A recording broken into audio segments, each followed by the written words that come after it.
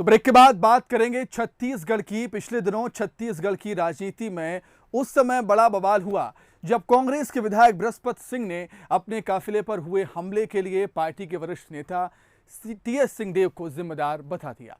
विवाद इतना बढ़ा कि आहत सिंहदेव ने विधानसभा से ही वॉकआउट कर दिया। इसके बाद बृहस्पति सिंह ने सदन में माफी मांगी और सरकार से भी सदन में अपनी तरफ से कहा कि इस पूरे मामले से सिंहदेव का लेना देना नहीं है। इसके बाद इस मामले का पटाक्षेप हो गया। इस पूरे मामले को मुख्यमंत्री भूपेश बघेल ने बड़ी ही संजीदगी से डील किया और वो अपने जोड़ीदार सिंहदेव को मनाने में सफल रहे। इस पूरी घटना पर सिंहदेव क्या सोचते हैं, बातचीत की बंसल न्यूज हेड शरद द्विवेदी ने।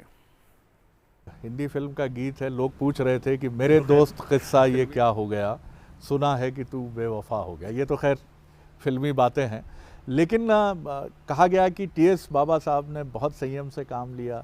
एक ऐसा व्यक्ति जो उनके राजनीतिक कद या उनकी राजनीतिक गरिमा के सामने कुछ नहीं है, कहाँ से आया, क्या हुआ, छोड़ते हैं इन सब बातों को भी।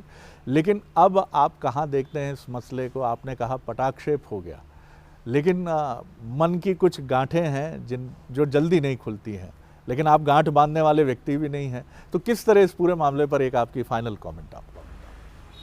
इसमें जो घटना घटित हुई बहुत ही अप्रिय और पूरी तरह से अस्वीकार्य। सार्वजनिक जीवन में या व्यक्तिगत जीवन में ऐसे बयानों को लेके चल पाना संभव नहीं रहता। कहीं ना कहीं एक सीमा भी रहती है, अपन लक्ष्मण रेखा कह लें या किसी रूप में भी परिभाषित कर दें कि इससे आगे नहीं। सहनशीलता भी है तो उससे आगे नहीं। शंकर जी ने अगर विष गले में लिया होगा तो उसके आगे भी कुछ हुआ होगा। ठीक बात। शंकर जी के तीसरा नेत्र भी था। जी जी जी जी, बिल्कुल ठीक है, बिल्कुल उसके आगे भी है जी। तो उसमें मेरे लिए वो घटना किसी भी मायने में स्वीकार नहीं है। आज ये हो कि आज ऐसा बोलिए, चलो ठीक है, कल फिर ऐसा बोल लो। आज एक ने बोला, कल दूसरा बोल ले, तीसरा बोल ले, मेरे लिए बोल ले, किसी और के लिए बोल ले, कोई भी कुछ भी बोल ले, तो ये एक रेखा होनी ही चाहिए। सीएम भूपेश बघेल के प्रयासों के बाद इस पूरे मामले का पटाक्षेप तो हो गया, लेकिन सिंहदेव के मन में जो टीस है ना, अभी भी नजर आती है। बंसल न्यूज को उन्होंने बताया कि आखिर उन्होंने विधानसभा से वॉकआउट का फैसला क्यों लिया, सुनिए। इसका भी, जिसको पटाक्षेप कहें या ना कहें, वो घटनाक्रम रुक गया।